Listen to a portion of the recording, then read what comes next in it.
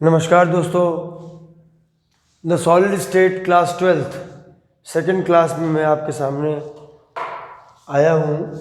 मुझे आप जानते हो, इसका पहला मैं क्लास पढ़ा चुका हूँ, उसको भी आप पहले पढ़ेंगे तो पढ़ने में थोड़ी ज़्यादा मज़ा आएगी। तो आज मुझे जो लेना है, मैं आपको पहले आप पहला काम करिए, एनसीईआरटी खोल लीजिए सब लोग और कॉपी किताबें खोल लीजिए। 1.3 आर्टिकल पे आइए, जहाँ से मुझे शुरू करना है क्लासिफिकेशन ऑफ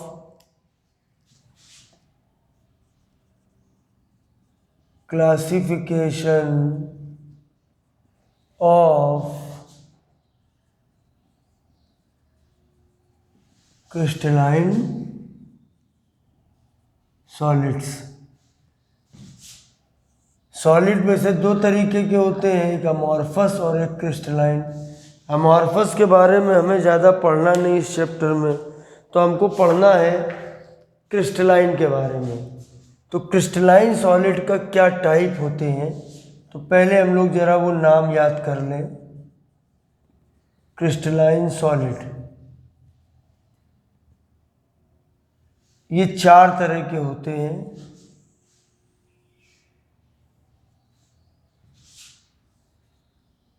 और इसको याद करने का एक बड़ा मैं आपको सिंपल सा तरीका बता रहा हूँ। माई सीएम, मेरा चीफ मिनिस्टर। अब मेरे चीफ मिनिस्टर तो योगी आदित्यनाथ जी हैं, क्योंकि मैं यूपी में हूँ।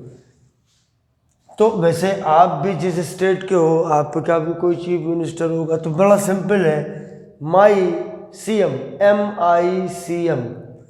तो यहाँ पर जो 4 नाम यूज़ किए गए हैं, इन चारों का अपना अपना एब्रीविएशन है। देखिए, पहला हमारा है मॉलिक्यूलर सॉलिड, और दूसरा हमारा है आयनिक सॉलिड, और तीसरा है C से कोवेलेंट सॉलिड, और M से मेटेलिक सॉलिड। देखिए, मैं आपको दोस्त मानता हूँ और कहता भी हूँ, बच्चे आप हो लेकिन इतने बच्चे भी नहीं हो। मैं जानता हूँ कि आप क्या क्या जानते हो, तो इतने बच्चे नहीं हो आप, ठीक है। और मैं तो बड़ा हूँ ही, तो एक तरह से मैं आपको अपना दोस्त मान के चलता हूँ, और इसीलिए मेरे मुंह से ज़्यादातर आपके लिए दोस्त निकलेगा, ठीक है। मैं बुज़ुर्ग आदमी को, बूढ़े आदमी को आप लोग अपना दोस्त बनाओगे तो मुझे बहुत अच्छा लगेगा, ठीक है। तो देखिए, ये 4 नाम हैं। नाम पहले याद करिए, मॉलिक्यूलर, आयनिक, कोवेलेंट और मेटेलिक सॉलिड। और जो इसके नाम है ना, वो चीख चीख के बता रहे हैं, चिल्ला चिल्ला के बता रहे हैं कि मैं क्या हूँ। अब भैया, मॉलिक्यूलर सॉलिड है जो मॉलिक्यूल से मिलकर बने हैं, आयनिक सॉलिड है जो आयन से मिलकर बने हैं, कोवेलेंट सॉलिड में ज़रूर एक कन्फ्यूज़न आता है, मेटेलिक सॉलिड, मेटेलिक सॉलिड का मतलब सिंपली क्या हुआ, मेटल। अच्छा, इसमें एक बात याद रखिएगा, इसका एक दूसरा नाम है नेटवर्क सॉलिड। ये आप ध्यान रखना, ये खतरनाक है, इसके एग्जाम्पल खतरनाक है। तो मैं पहले आपको इधर एग्जाम्पल समझा देता हूँ, फिर मैं इनकी आपको डिटेलिंग बताता हूँ। आर्टिकल 1.3 पे आइए, बुक खोल लीजिए, फिर मैं पढ़ा दूँ, उसके बाद आप बुक से एक एक पॉइंट पढ़िए, आपका पूरा काम कंप्लीट होगा। देखिए, मॉलिक्यूलर सॉलिड मॉलिक्यूल से मिलकर बने होते हैं, लेकिन इसमें इस कैटेगरी में कुछ ऐसे चीज़ें भी आती हैं जो मॉलिक्यूल नहीं बनाते हैं, वो एटम की फॉर्म में रहते हैं। जैसे इसमें इनर्ट गैस भी आती हैं। वैसे तो इसमें सब मॉलिक्यूल आते हैं, क्योंकि इसका भी 3 कैटेगरी है, मतलब ये जो है फर्दर 3 जगह पर डिवाइड किए गए हैं। तो एक हमारे होते हैं नॉन पोलर, नीचे मैं शॉर्ट में लिख दे रहा हूँ मॉलिक्यूलर सॉलिड, और दूसरे आपके होते हैं पोलर मॉलिक्यूलर सॉलिड, और तीसरे आपके होते हैं हाइड्रोजन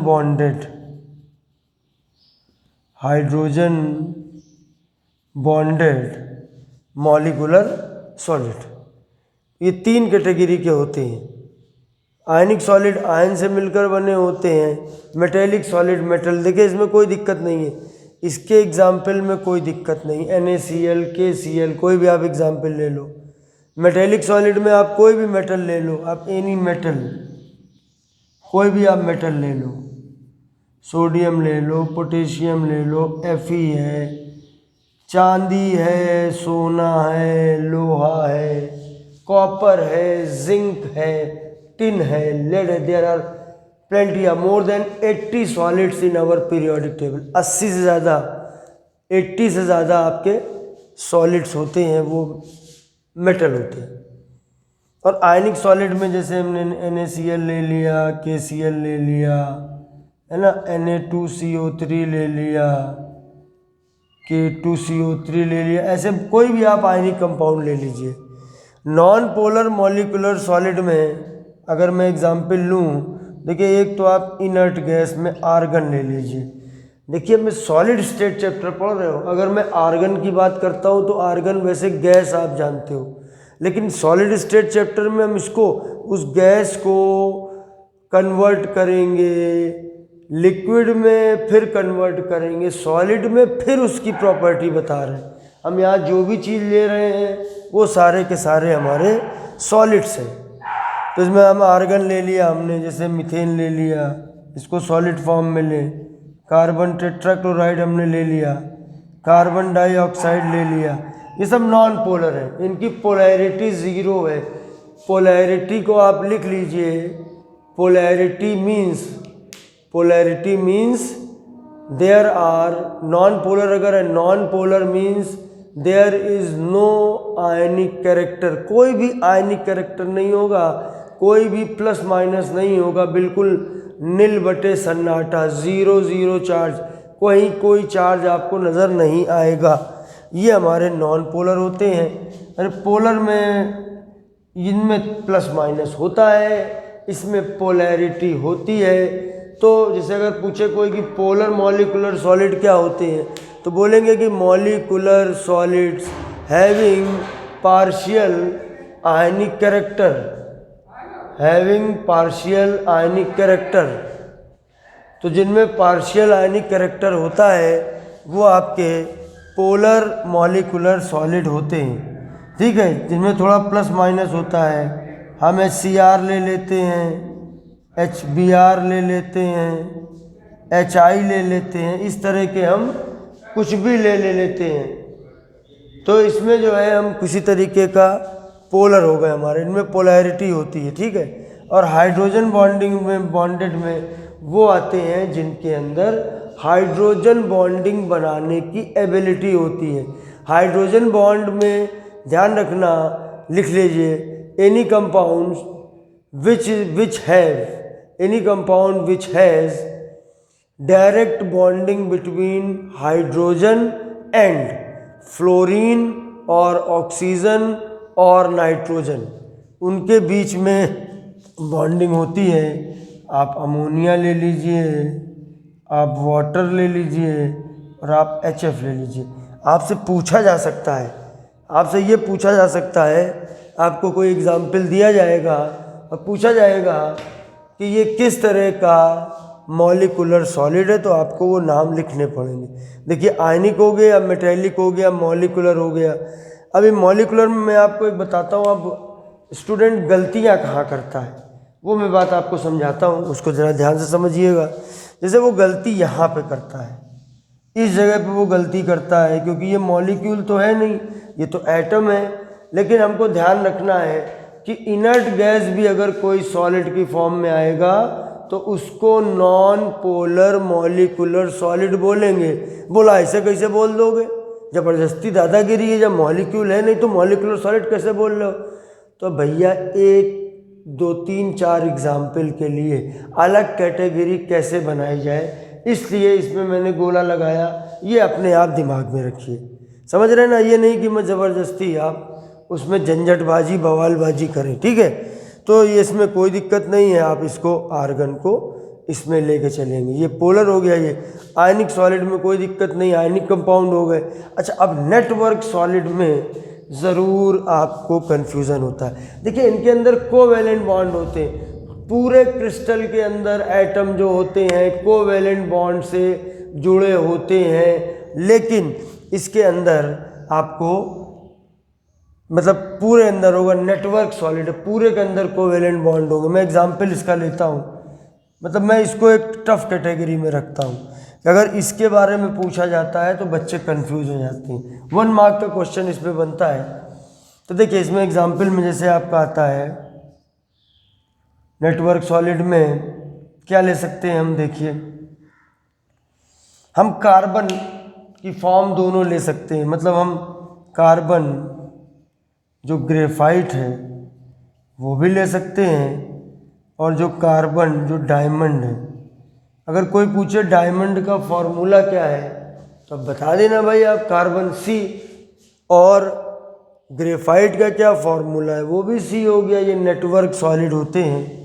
और अगर आप एनसीईआरटी है आपके पास में तो आप इस तरीके से देख सकते हो। मैं आपको दिखाता हूँ थोड़ा नज़दीक ला के। देखिए, ये देखिए आपको नेटवर्क सॉलिड आपको नज़र आ रहा है, ये नज़र आ रहा है, ये आपको देखिए नेटवर्क सॉलिड नज़र आ रहा है। इसमें आप देखिए कि जो जो ये गहरी गहरी लाइन बनी हुई हैं, ये सारे के सारे कोवैलेंट बॉन्ड हैं। पूरे क्रिस्टल में कोवैलेंट बॉन्ड चलते हैं। जो डॉट नज़र आ रही हैं वो आपकी इसके अंदर हैं, वो उसको हम कहते हैं डॉट, वो एटम है, कार्बन एटम है। और जो डंडी क्लियर लाइन बनी हुई है वो उनके बीच के कोवैलेंट बॉन्ड है। देखिए, ये डायमंड है। Diamond is the hardest substance in earth in universe. सबसे हार्ड फिलहाल अर्थ के बारे में ही हम लोग बता सकते हैं, क्योंकि इसके अंदर सिर्फ कोवैलेंट बॉन्ड है। और उसी तरीके से ग्रेफाइट में ये देखिए डॉटेड लाइन बनी हुई है, तो ये थोड़े दूर दूर के बॉन्ड है, ये कोवैलेंट बॉन्ड नहीं है बीच में। तो इसकी वजह से ये थोड़ा सा सॉफ्टनेस इसके अंदर होती है, ठीक है? तो ये आपका जो है, जो जिसमें आपको प्रॉब्लम होती है वो मैंने आपको ये चीज़ बता दी, ठीक? तो ये आपको उम्मीद है कि ये बात आपको पूरी दिमाग में बैठ गई होगी। अब एक एक करके थोड़ा थोड़ा सा और डिटेल इसके बारे में हम लोग ले लेते हैं कि ये एक एक तो मैंने आपको पहचान करवा दी, तरीका बता दिया, ठीक है, माइसियम। अब हम लोग आगे बढ़ते हैं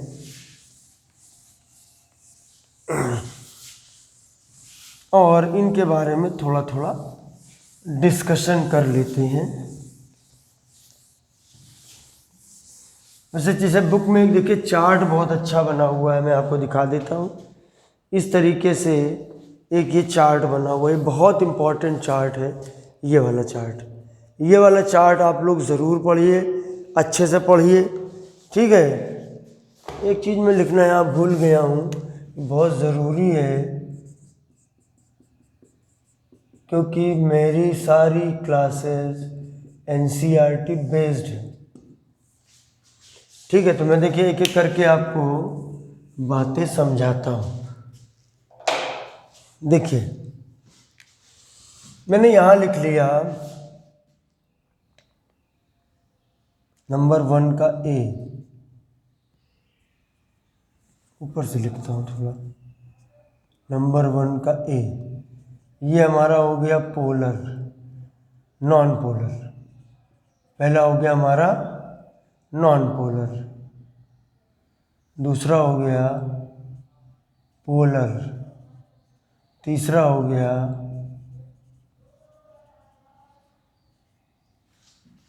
हाइड्रोजन बॉन्डेड। ऊपर भी मुझे एक जगह खाली चाहिए थी, मैं भी एक चार्ट अपने हिसाब से बनाता हूँ, थोड़ा आपके लिए कन्वीनियंट कर देता हूँ। देखिए, ये मैंने लिखा नॉन पोलर, ये वाला पहला वाला है मॉलिकुलर, और ये वाला हमारा हो गया पोलर, और तीसरा हो गया हमारा हाइड्रोजन बॉन्डेड, और दूसरे नंबर पे आ गया आयनिक सॉलिड, और तीसरे नंबर पे आ गया Mi कोवेलेंट या नेटवर्क सॉलिड, और लास्ट में आ गया हमारा नंबर 4 पे मेटेलिक सॉलिड। ठीक। अच्छा, अब इसमें एक एक करके हम देखेंगे। जैसे पहले मैंने सबसे ऊपर ले लिया कि ये किससे मिलकर बने हैं, यानी इनके अंदर के कॉन्स्टिट्यूएंट पार्टिकल, इनके अंदर के कॉन्स्टिट्यूएंट पार्टिकल। ठीक है। अब इसे नॉन पोलर हो, पोलर हो या हाइड्रोजन बॉन्डेड हो, इसमें सब में मॉलिक्यूल्स होते हैं कॉन्स्टिट्यूएंट पार्टिकल, जिससे मिलकर वो बनता है, वो सारे मॉलिक्यूल होते हैं। नॉन पोलर हो चाहे पोलर हो चाहे हाइड्रोजन बॉन्डेड हो, all type of molecular solids are made up of molecules। ये मॉलिक्यूल से मिलकर बने होते हैं, इनके कॉन्स्टिट्यूएंट पार्टिकल्स मॉलिक्यूल होते हैं। ठीक है। अभी आयनिक सॉलिड में देखते हैं, आयनिक सॉलिड में क्या होता है। आयनिक सॉलिड में ये आयन से मिलकर बने होते हैं, और कोवेलेंट सॉलिड में क्या होता है, कोवेलेंट सॉलिड में ये एटम से मिलकर बने होते हैं। और इसमें किससे मिलकर बने होते हैं, तो पॉजिटिव कोर एंड इलेक्ट्रॉन, इससे मिलकर बने होते हैं। जो भी मेटल होता है, देखिए मेटल के बारे में एक बात आप लिख लीजिए। हर बात बोर्ड पे मैं कहाँ तक लिखूँ, टाइम भी लगता है, तो इसलिए आप इसको लिखिए, इसको लिखिए अलग से लिखिए कि जो मेटल्स, पॉजिटिव कोर के बारे में बताता हूँ। Metals have weak nucleus, so their valence electrons are easily removed as free electron। तो मतलब मेटल्स के अंदर फ्री इलेक्ट्रॉन होते हैं। After removal of valence electron of any metal we obtain positive core. तो मेटल के अंदर पॉजिटिव कोर सब होती हैं, और उनके बीच में उनको बांधने के लिए इलेक्ट्रॉन होते हैं। तो क्या लिखोगे, पॉजिटिव प्लस वी का मतलब पॉजिटिव कोर एंड इलेक्ट्रॉन, ये इसके अंदर कॉन्स्टिट्यूएंट पार्टिकल। अब हम लेते हैं इनके अंदर अट्रैक्टिव फोर्सेस। कौन से फोर्सेस इनके अंदर काम करते हैं। ठीक है। तो पहले वाले में केमिस्ट्री का सबसे वीक फोर्स का नाम है लंदन फोर्स। भैया साइंटिस्ट का नाम है लंदन, मैं कानपुर में रहता हूँ, मेरा नाम मैं रख लूँ कानपुर त्रिवेदी। वैसे वो लंदन में रहते थे, उन्होंने अपना नाम लंदन रख लिया, और उन्होंने फोर्सेस के बारे में काफ़ी काम किया था, तो उनको नाम मिला लंदन फोर्स। जो पोलर वाले जो होते हैं, ये इनके अंदर पाया जाता है फोर्स डाइपोल फोर्स। वीडियो को देखते मत रहो, कॉपी लेके बैठो, तभी मज़ा आएगी, मैं बता रहा हूँ आपको। उसके बाद अब हम हाइड्रोजन बॉन्डेड में आते हैं, तो इसके अंदर जो अट्रैक्टिव फोर्स है वो तो हाइड्रोजन बॉन्डिंग है। आयनिक सॉलिड में बात करें, आयंस किससे मिलकर बने होते हैं, तो आयंस मिलकर बने होते हैं, आयनिक सॉलिड आयन से मिलकर बने होते हैं। आयंस में प्लस चार्ज होता है, माइनस चार्ज होता है। तो देखो आयंस के बारे में सीधा सीधा खेल ये है कि देखिए इसमें जो फोर्स पाया जाता है, उसको हम इलेक्ट्रोस्टैटिक फोर्स बोलते हैं। इलेक्ट्रोस्टैटिक फोर्स जो प्लस माइनस के बीच में लगता है। ठीक है, अभी कोवेलेंट सॉलिड जो है उनके कॉन्स्टिट्यूएंट पार्टिकल एटम होते हैं और इनके अंदर के जो फोर्सेस होते हैं उसको कहते हैं कोवेलेंट बॉन्ड। और इसके अंदर जो फोर्स रहते हैं, अब उन फोर्स को स्पेशली क्या नाम दूं, मैं इसको वही लाइन लिखना चाहता हूँ exactly which is given in, इसमें कुछ नहीं लिखा है, मैं सोचा शायद कुछ स्पेशल नाम लिखा होगा। मेटल के अंदर पाया जाता है मेटेलिक बॉन्डिंग। ये हमारा हो गया अट्रैक्टिव फोर्सेस। अट्रैक्टिव फोर्सेस के बाद एग्जाम्पल मैं पहले ही आपको बता चुका हूँ, फिजिकल नेचर। मतलब आप इनको अगर देखोगे तो ये देखने में आपको कैसे लगेंगे। तो ये जो पहला वाला ऊपर वाला है सॉफ्ट है, दूसरा वाला है ये सॉफ्ट है, और जो तीसरा वाला है वो हार्ड है। हाइड्रोजन बॉन्डिंग वाला जैसे आइस है ना, थोड़ी हार्ड है। अच्छा, आयनिक सॉलिड तो हार्ड होते ही हैं। आप नमक का ले लीजिए, क्रिस्टल बड़े बड़े से तो हार्ड होता है, लेकिन ये ब्रिटल होता है। हार्ड के साथ क्या होता है, ब्रिटल होता है। मतलब इसको आप पटक दोगे तो ये टूट के चूर चूर हो जाएगा। तो हार्ड भी होता है और ब्रिटल भी होता है। ठीक है, ब्रिटल को हिंदी में बड़ा मज़ेदार कहते हैं भंगुर। क्या कहते हैं, भंगुर। ठीक है, तो हार्ड एंड ब्रिटल। अब अगर हम कोवेलेंट सॉलिड के बारे में अगर हम लिखें तो ये हार्ड होते हैं, हार्ड ही लिख सकते हैं इनको। और अगर हम इनके बारे में लिखें, मेटल के बारे में, तो हार्ड,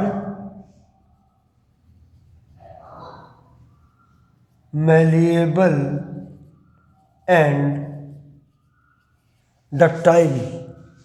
ये टर्म आप लोग क्लास 9th से 8th से पढ़ते चले आ रहे हो, मैलिएबिलिटी एंड डक्टिलिटी। ठीक है, मतलब डक्टाइल का मतलब होता है कि इनके हम वायर, इसके हम तार बना सकते हैं, वायर बना सकते हैं। मेटल्स के आपको पता है कि वायर्स बनते हैं। ठीक है, अच्छा, अब अगर हम बात करें और मैलेबल, देखिए डक्टाइल का मतलब तो वायर बनाए जा सकते हैं। मैलिएबल का मतलब होता है पीट पीट के चद्दर बनाई जा सकती है, थिन शीट्स बनाई जा सकती हैं। आप देखिए मेटल को पीटोगे आप तो वो फैल जाते हैं, टूटते नहीं। ठीक है, तो ये हार्ड, मैलेबल एंड डक्टाइल। तो अगर आपकी प्रॉपर्टीज़ में देखूं ध्यान से, मैंने कितनी प्रॉपर्टीज़ के अंदर ले ली, तो आपको ये दिखेगा, ये नंबर 1 है। एनसीईआरटी को लेके चलना है, लेकिन मैं ऐसा नहीं करता हूँ किताब उठाऊँ और किताब से पढ़ा दूँ। किताब रखता इसलिए हूँ कि किताब के मैं साथ चलूँ। ठीक है, अब मैं अगली चीज़ अब आपको बताने जा रहा हूँ। अगली चीज़ ये है, अच्छा दोस्तों, मैं एक चीज़ आपको और बताना चाहता हूँ। आप अगर मुझसे चाहें तो ऑनलाइन डायरेक्ट पढ़ भी सकते हैं। उसको पढ़ने के लिए मेरा एक ऐप है जो गूगल प्ले स्टोर पे आपको अवेलेबल है, वहाँ आपको मिल जाएगा। उसका नाम है केमिस्ट्री गुरु विष्णु। आप जाइए गूगल प्ले स्टोर पे और केमिस्ट्री गुरु विष्णु नाम से जो ऐप है उसको आप डाउनलोड कर लीजिए। और फिर अगर आप क्लास 12th, क्योंकि अभी मैंने 12th की क्लास इसमें शुरू की है, तो 12th में अगर आप हैं तो आप उसमें मुझसे आप डायरेक्ट पढ़ सकते हैं। बाकी उसमें क्या सिस्टम है वो आपको ऐप में मालूम चल जाएगा। ठीक है, अच्छा, अब आप देखिए मैं और आगे इसमें बढ़ता हूँ। 3 पॉइंट हमारे हो गए हैं इसमें।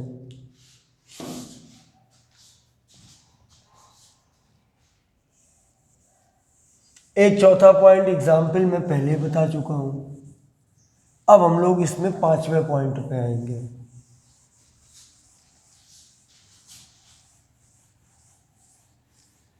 जीवन चलने का नाम, चलते रहो सुबह हो शाम।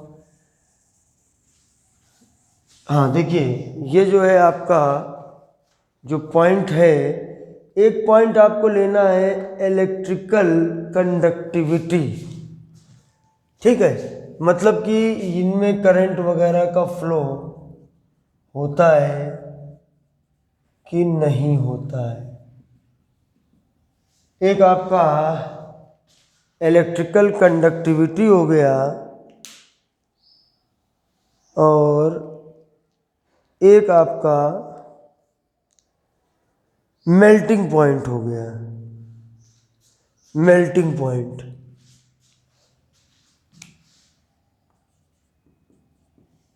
ठीक है, अब अगर मैं कंडक्टिविटी अगर ये सॉलिड फॉर्म में अगर बोलता हूँ तो नॉन पोलर इंसुलेटर, करंट का फ्लो नहीं होता है सॉलिड फॉर्म में, ये भी है इंसुलेटर। जैसे इसमें आपको जैसे HCl है, जब HCl को आप सॉलिड फॉर्म में लोगे उसमें करंट का फ्लो नहीं होगा। करंट के फ्लो के लिए there should be always ions, cation और एनायन उनके अंदर होने चाहिए, तभी करंट का फ्लो होता है।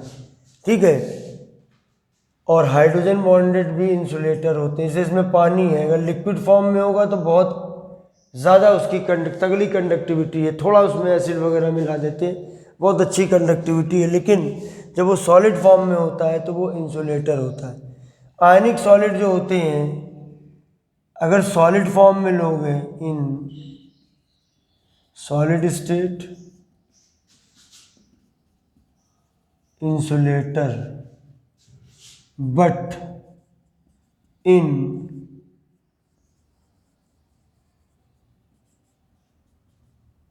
मॉल्टेन स्टेट, मतलब मॉल्टेन का मतलब उनको पिघला दो आप, मेल्ट कर दो, मॉल्टेन स्टेट और इन एक्वस सॉल्यूशन, ये कंडक्टर होते हैं। और कोवेलेंट सॉलिड जो होते हैं ये भी मोस्टली जो है, मोस्टली लिख रहा हूँ, जैसे आपका वो है ग्रेफाइट, तो वो कंडक्टर भी होता है, तो ये मोस्टली क्या होते हैं, इंसुलेटर होते हैं। और मेटल तो आप जानते ही हो कंडक्टर होते हैं। मेल्टिंग पॉइंट की बात करते हैं, non polar polar hydrogen bonding इनके सबके लो होते हैं।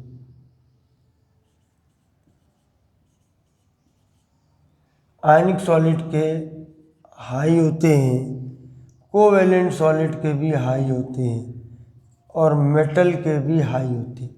इसमें मैं जो टर्म बिल्कुल वही यूज़ करना चाहता हूँ, जैसे कोवेलेंट और नेटवर्क के बारे में लिखा हुआ है वेरी हाई। ठीक है ना, इनके लिए आप भाई देखो लैंग्वेज हमको लेके चलनी पड़ेगी ना। अब क्या होता है हाई और वेरी हाई, ऐसे तो कुछ नहीं होता है साइंटिफिकली, लेकिन एक टर्म लिखा हुआ है। NCERT के बेसिस पर आपको बोर्ड लेवल पे और कंपटीशन लेवल पे, और मेरी क्लास स्पेशली डेडिकेटेड है बोर्ड एग्ज़ाम के लिए, 21-22 सेशन के लिए, ध्यान रखिएगा आप। ठीक है, हमारा जो सेशन है 21-22। अभी इसमें क्या है कि ये वाले जो है आपके आयनिक सॉलिड, ये वेरी हाई लिख दिया और मेटेलिक सॉलिड में लिख दिया। मेटेलिक सॉलिड में भी एक इन लोगों ने टर्म यूज़ किया फेयरली हाई, इसको आप लिख लीजिए फेयरली हाई। अब ये मैंने आपको ये सारा का सारा डिटेल बता दिया। अब आप बुक खोलिए और इन टेक्स्ट क्वेश्चन पे आइए। मैं आपको ये 4 इन टेक्स्ट क्वेश्चंस हैं,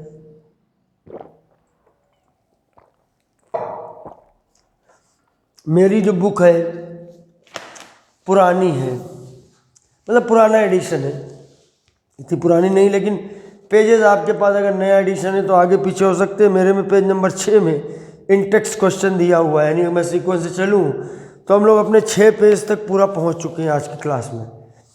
1 2 3 पेज तक मैंने पिछले टर्न पे कराया था, अगले 3 पेज तक मैं इस टर्न पे कराता हूँ। Now move on question number 1.6। Classify the following solids in different categories based on the intermolecular forces operating in them. आपको छांटना है। जैसे आपसे पूछा गया पोटेशियम सल्फेट K2SO4, K2SO4 एक आयनिक कंपाउंड है, तो ये आयनिक सॉलिड हो गया। ठीक है, इंटरमॉलिक्यूलर फोर्स इनके अंदर कौन सा होता है? इलेक्ट्रोस्टैटिक होता है। उसके बाद लिखा है नाम अगला टिन। टिन जो होता है SN होता है, ये मेटल होता है, तो मेटेलिक बॉन्डिंग। उसके बाद बात कर रहे हैं बेंजीन। बेंजीन C6H6, ये non polar covalent solid, non polar covalent solid है। यूरिया NH2CONH2, थोड़ी सी पोलैरिटी होती है, C double bond O NH2CONH2 urea होता है। C double bond O, C और O के बीच में पोलैरिटी होती है, प्लस माइनस होता है ड्यू टू इलेक्ट्रोनेगेटिविटी डिफरेंस, इसलिए इसके अंदर थोड़ी सी पोलैरिटी होती है। तो ये पोलर डाइपोल फोर्स इसके अंदर होते हैं। ये इसकी कैटेगरी हो गई polar molecular solid. Ammonia NH3 hydrogen bonded में आ जाएगा ammonia. Water hydrogen bonded. Zinc sulphate ionic ZnSO4। Graphite इसमें आएगा तुम्हारा कोवेलेंट सॉलिड में। उसके बाद है रुबिडियम RB रुबिडियम मेटल है, मेटेलिक। आर्गन पहले में आएगा नॉन पोलर में। सिलिकॉन कार्बाइड SiC को याद कर लेना, इसके अंदर आता है कोवेलेंट सॉलिड, नेटवर्क सॉलिड में। क्वेश्चन नंबर 1.6 इन टेक्स्ट हो गया। In text question number 1.7, solid A is very hard electrical insulator in solid as well as in molten state. ना तो सॉलिड में है और ना ही मॉल्टेन स्टेट में। And melts at extremely high temperature, बहुत हाई इलेक्ट्रिकल इंसुलेटर है, बहुत हार्ड है। पहली बात इलेक्ट्रिकल इंसुलेटर है, सॉलिड में भी और मॉल्टेन में भी। तो अगर सॉलिड में भी मॉल्टेन में भी तो आयनिक नहीं हो सकता है, और एक्सट्रीमली हाई टेम्परेचर पे ये होता है। तो किस तरह का ये सॉलिड होगा? तो ये हमारा कोवेलेंट सॉलिड या नेटवर्क सॉलिड होगा। क्वेश्चन नंबर 1.6 के बाद 1.8, ionic solids conduct electricity in molten state but not in solid state, explain. लिखिए, for conductivity there should be free ions which are possible only in molten state or in aqueous solution। उसके बाद है what type 1.9, what type of solids are electrical conductors, malleable and ductile। ये आपको पता है कि metallic solid होते हैं electrical conductor, malleable and ductile. तो दोस्तों आज के लिए बस इतना ही, फिर मिलेंगे बहुत जल्द। तब तक दिल से बहुत बहुत धन्यवाद। जय हिंद।